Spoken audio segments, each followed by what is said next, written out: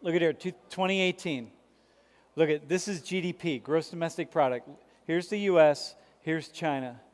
Dudes, look at that. Like, come on, y'all, right? It's like, this isn't to be afraid. It isn't, but the nations rise and fall throughout history. I don't, if you're a student of history, then in any way, shape, or form, you understand that nations rise and fall. So China may well not reach its full capacity, but it's looking increasingly like it was. For a long time, I was thinking, well, China's not going to, because it's just so polluted. 90% of the waterways in China are polluted. It's like, oh my God, there are too many people, bought too many cars, there are not enough roads. And then I just watched the Chinese government just make stuff happen, just because they make it happen. Where we might take, and Chinese students, I hear this from Chinese in the US all the time. It's like, why does it take you 6 months to build a building? The East Hall's renovation would have happened in about 3 weeks if this was the university in Beijing. All those buildings in East Hall, you tear a bunch of them down, you put new ones up, you renovate. 3 weeks, y'all. That would all be done. Not here in the US. Things just happen fast, fast, fast. And so when you look at this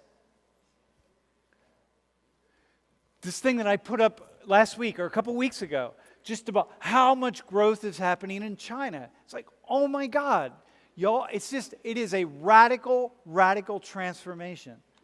And so just because we're not over there looking at it, we're here, we're not seeing it. But if you go there and see it, hang on.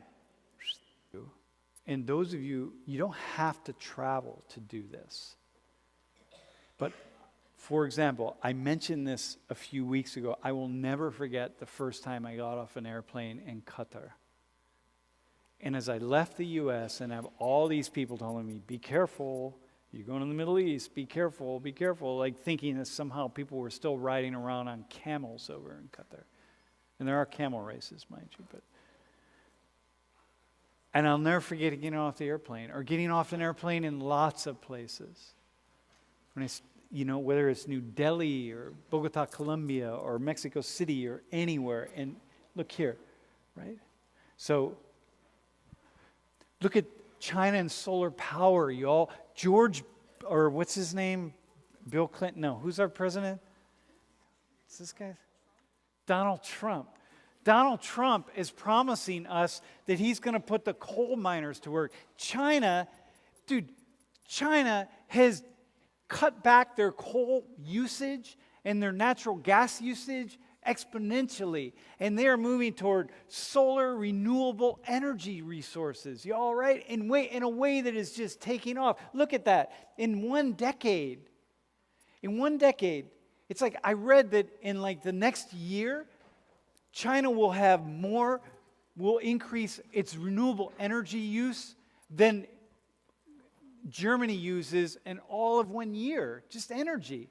And I think, how is that possible? Y'all, it's like the dragon is awakened and it wants to be powered by the sun, not by gas and coal. And so we have this world in which people are looking this way and the world is going this way.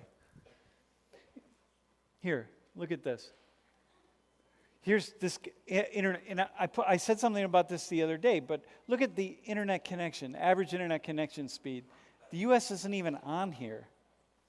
It's like we're not on here because, we are holding it back because, hang on. Dogs. Damn, am I? Dude.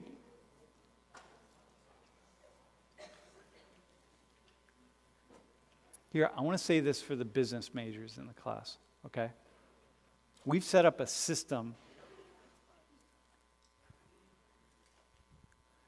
in which power is disseminated among lots and lots of different people.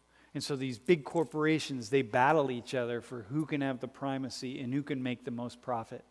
In China, what you got are people at the top who are looking 20, 30, 50 years down the road and going like, you know what?